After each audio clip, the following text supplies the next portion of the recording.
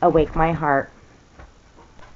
Abram went down to Egypt, Genesis 12:10. Yesterday, no, awake my heart. Faith responding, then receding. Abraham went down into Egypt, Genesis 12:10. Yesterday we pointed out that in Genesis 12:1 through 13 and 4, there are three aspects of faith as follows. 12:5, Abram went forth to Canaan, faith responding. 12:10, Abram went down into Egypt, faith receding.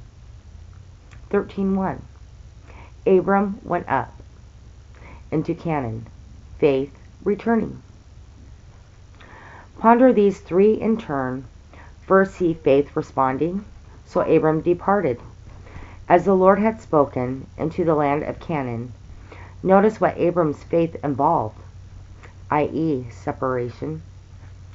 Get three out, obedience.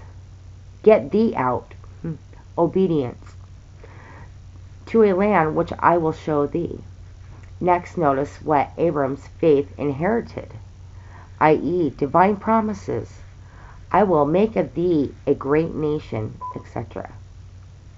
Next, notice what Abram's faith enjoyed, revelation, assurance, communion, 12:7.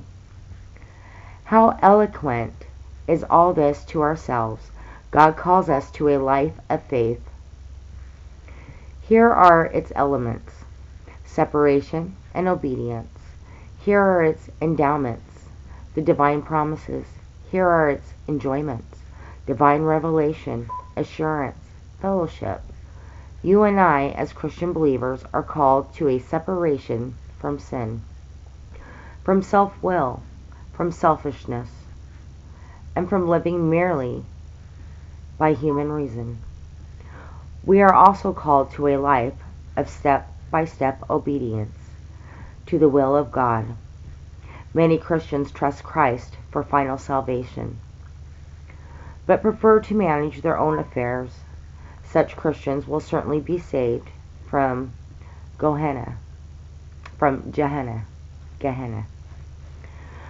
But they will miss the high rewards of God's.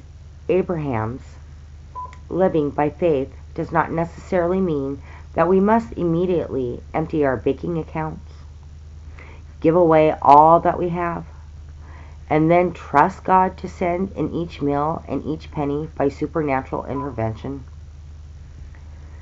But it does mean that we are prepared to accept God's will and guidance in every detail of our life. To all who live that life, God gives wonderful promises, gracious inward manifestations of His presence, rich assurances, and a heart-to-heart fellowship which the superficial never know.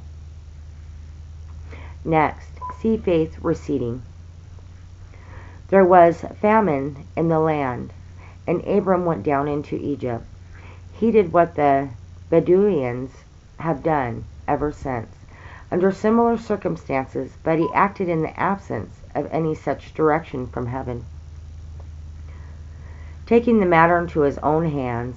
Next, he has to compromise and prevaricate, ambiguously representing his wife Sarai as being only his sister.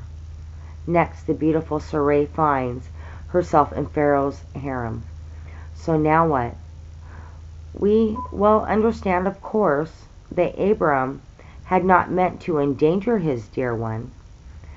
His ambiguity had seemed the readiest means of guarding her honor, since if she were regarded as his sister, her hand would be sought and certain formalities gone through which would give time for escape. Abram has still kept true in the letter, but he has become false in spirit. Let us learn that the which appear